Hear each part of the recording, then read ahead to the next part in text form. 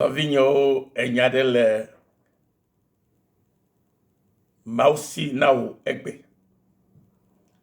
Enya nyui aɖe tso Mawu gbɔ na wo egbe. Eye wòhiã na wo be naɖo to egbe ya. Nya si ke le Mawu gbɔ na wo egbe ye nye be Aƒetɔ Yesu Kristo aklɔ eŋuwo ʋeʋẽ kũu ɖe kpekpe ke le agbewo me. Gbegblẽ ɖe sia ɖe ke le agbewo me la, nɔvinye, Aƒetɔ Yesu Kristoa ele aklɔ wo katã ɖe le ŋuwo egbe. Nyateƒe enye Kristotɔ eteƒe didi. Eye ele tsetsi hã eteƒe didi. Gake nenye be ewɔ nyui hã la, amewo wokpɔnɛ abe evɔ ye wɔ ene. Nu ka ta wònɔna nenema o? Ye nye be amegbetɔ vɔ̃ɖiwo le ŋuwò. Eye woƒona ɖi wò ŋkɔ le afi sia afi. Réputation ke le asiwò, ŋkɔ xɔxɔ ke le asiwò la, wole gbɔ ɖimee le asime, le agbleme, le ehadomegbenɔnɔ me, eye le afi geɖewo vovovovo. Bena woame nyenyea ke nye Kristotɔ ƒe nyenye la, ne megaɖi nu le amegbetɔ ƒe ŋkume o. Togbɔ be enye ame le Mawu ƒe ŋkume abe ame dzɔdzɔe ene, abe nuteƒewɔla ene, abe ame si ke ɖoa to Mawu ƒe gbe enea. Vɔ gake la, amegbetɔa etsɔ wo tsɔ wɔ eɖiƒonu.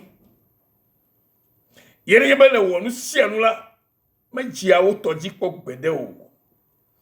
Vɔ medi be mato nɔ egbe be, abe leke Biblia gbɔ le Jeremia ƒe agbalẽ etawuiatɔ kpukpui blavɔ-ɖekea me nea, ne be ŋutɔ atɔ xlẽ kpatã anyo ŋutɔ. Ebe yeaɖewo le ame vɔ̃ɖiwo ƒe asime. Mawu aɖewo le ame vɔ̃ɖiwo ƒe asime. Aƒetɔ Yesu Kristoa ana be wò ʋeʋẽ kũu atrɔ zi ʋeʋẽ lili. Ne exɔe se la nɔvinye, gblɔ be ne va me nenema tututu le eƒe agbe me. Wò ʋeʋẽ kũu atrɔ zi ʋeʋẽ lili. Elabe amegbetɔwoe woawoe gblẽ ŋkɔ na wo nene. Amegbetɔwoe yewo ɖi gbɔ nenema, vɔ me ɖi gbɔ le Mawu gbɔ o. Eye ta medi be mato nɔ nanya egbe be egbe kɔsiɖa ya, be edze kɔsiɖa yeye bubu aɖe gɔme. Eye teƒe siwo ne yi tsã, yewo kpɔ abe egbɔ ɖi nu ene. Yewo kpɔ be ame makɔmakɔ ene. Yewo kpɔ be ame si ke matɔ nɔ ame dome o. Eye woɖi gbɔ wo ale gbegbe le afi ma la. Azɔ tso egbe dzi la, ne xɔ Mawu ƒe nya dzi se la, Mawu awɔ nu ɖe le agbewò me fifi. Ale be tso kɔsiɖa ya me la, le Yesu Kristo ƒe ŋkɔme la, tɔtɔ gã aɖe la va gbeme na nɔvinye. Eye wò ʋeʋẽ kũu ke eʋẽ ƒe geɖe le hadomegbenɔnɔ me, le asime, le toƒewo katã la, teƒe mawo katã la atrɔ zi ʋeʋẽ lili le tso gbe dzi. Eye wò ʋeʋẽ lili ala de du le Yesu Kristo ƒe ŋkɔme. Wò ʋeʋẽ lilia ade du le Yesu Kristo ƒe ŋkɔme. Nɔvinye, elabe Yesu Kristo la ana be o pepe kula atrozu bebelili le Christo Yesu pen come le Christo pen kwatala o pepe kunke nonwo eye ne to afisi afiko amokpona obe menye nu dinu alo menya mediamola asola le Yesu Christo pen come ya le doke Christo wona nyeklotala no vinye oh ya atrosi pepelili aso elle avait de là pour qu'on me toque Christo là ebe ya deule le à me vodi au fait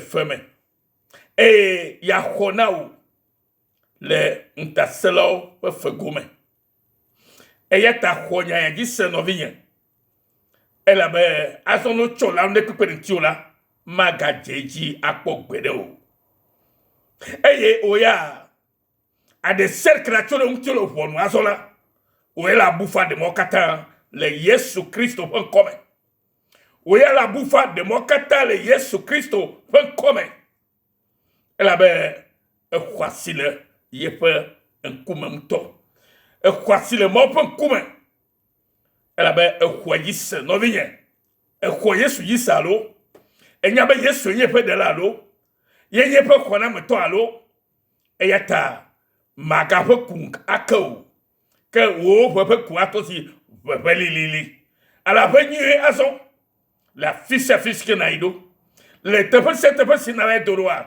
wo pe lili ya anabe amola tole nwu e menyo we la tole nwu amola tole nwu abelke mo pe nyagbene eyata nese enya yaola no vinye blober ne va me le faire agbemene be cho egbeji la lesiko jido lesiko fodi onkodo lesiko digbodo lesiko konuo de nwo we fa kunwo de nwo yo gbonya madi yo le nwo yo ododo mejo de nwo eye ogbo fufu nya le nwo eye odigbo le asidome odigbo le dudome odigbo le abroji odigbo le kaoji odigbo le apome odigbo le pome omala to gbeji la o ma gato digbo ko ela bena apeto so gbedodora eyata novi me dibe la tonya do gbedodora me ina gbobe ye pe gbedodora ekude ye pe hoho gbocho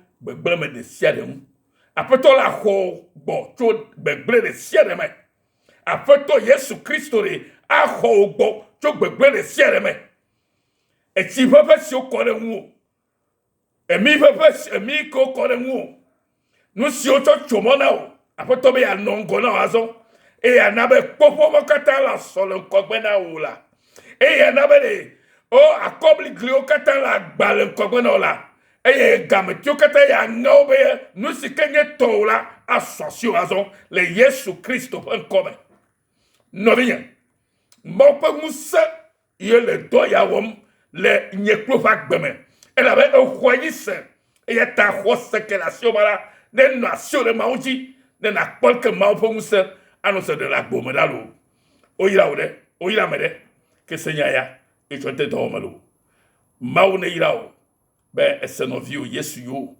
o ira maululu afaji la pegbe to True Forgiveness Mission Australia maune no premier kata ne miaka ichi na vilo loto betakbe be bise agbenya yawo awo dokere mi afagbeme le Yesu Kristo bon koma amen.